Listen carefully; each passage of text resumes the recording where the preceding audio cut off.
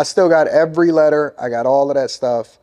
I probably should burn that shit and get rid of it, but I still got all that stuff. Maybe one day I'll read it. But then they writing you 4-page, 8-page letters talking about how they, distraught and they can't figure out why they put themselves in this position. They don't know why they feel the way that they feel. You can't control it. You ain't got no control over what it is that's about to happen to you, and I knew it. I knew it from the outset that you had no control over what was about to happen to you, even at that very early age. And it played out exactly how it was supposed to play out. Eventually, we had developed a deep, deep, deep bond. I loved her, and you can sit here and tell me, well, you don't know what you earned or what you loved back then or whatever. I knew how I felt. I know exactly how I felt. And even today, as a 41-year-old man looking back on my life and replaying it in my mind, I can honestly say that every girl that I've ever had a relationship with or every girl that I've ever had an intimate moment with, I've genuinely loved. Straight up. I've genuinely loved. I had a real love for them.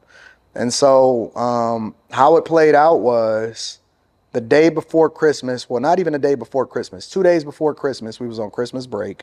And so we had been having these conversations all the way through the summer, all the way through the winter. And I remember my parents had to go to work and it was Christmas break. And so the 2 days before Christmas that night, she had bought me a pager. She had bought me clothes. She was, picking, coming through in the Jeep and skating and whatever.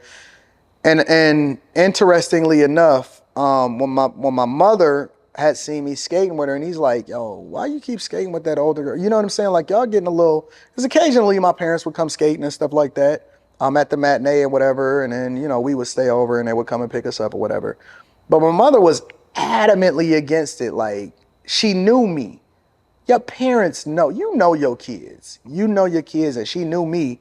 And she was just like, yo, Anton, stop playing games. You know what I'm saying? Nah, don't make me stop you from going skating. You know what I'm saying? And when we grew up, my parents is different. Like, we got whoopings. Y'all different today in that y'all get negotiating with your parents and stuff like that. If we was rebellious, we knew that it was a heavy, heavy, heavy, heavy price to pay. At the end of that rebellion, you gonna get this work. You know what I'm saying? So it was 2 days before or two nights before Christmas. And I had told my parents that I was going to hang out at my homie's house that was like 5 doors down across the street, right? And it was my best friends, and we would always hoop all through the summer. And so, it wasn't nothing because they mother knew my mother, and it was just like a community. It was like a block. And so you knew where your kid was, even though we didn't have cell phones and stuff like that. It's much, much different. You can track your kid and all of that. Thank you, Jesus. But I'm like, yo, I'm about to go over there. And they like, oh, okay, cool. Well, just make sure you back in the morning time because you have to watch your little brother while we go to work. And I'm like, okay, cool. I will be back in the morning. So my plan was to go and hang out with her. I hung out with them. She came back. She came through. She picked me up. We went to her house out in Southfield. She had her own place. It's crazy. She wound up moving out and getting her own place. That's how paid she was. Jesus Christ. What was she, a drug dealer's daughter or something? I don't know. But she came and picked me up. I spent the night at her place. The plan was going to go perfect. Everything had worked out. I was going to be back home before the morning time, way before my parents ever woke up. And then I was going to go home I was going to get dropped back off at my homie's house and then walk 5 doors down and go and, babysit my brother while my parents was at work on the day before Christmas, on Christmas Eve. You know what I'm saying? So everything was going to work out beautifully. My dumb ass, and I just think that this is divine. I think that God wanted this to happen because it was time to put this thing to rest. I overslept. Oh my God. We set alarms. We did all of that stuff, and I overslept. I woke up, and I don't know how I woke up. I should have never went to sleep in the first place, but I woke up, and I was just thinking to myself, I'm a dead man. I am a dead man walking. And ironically enough, I was just calm. Like I wasn't nervous. I wasn't panicking. I just knew that I had to pay the piper, and the consequences that was going to come along with my actions was going to be severe.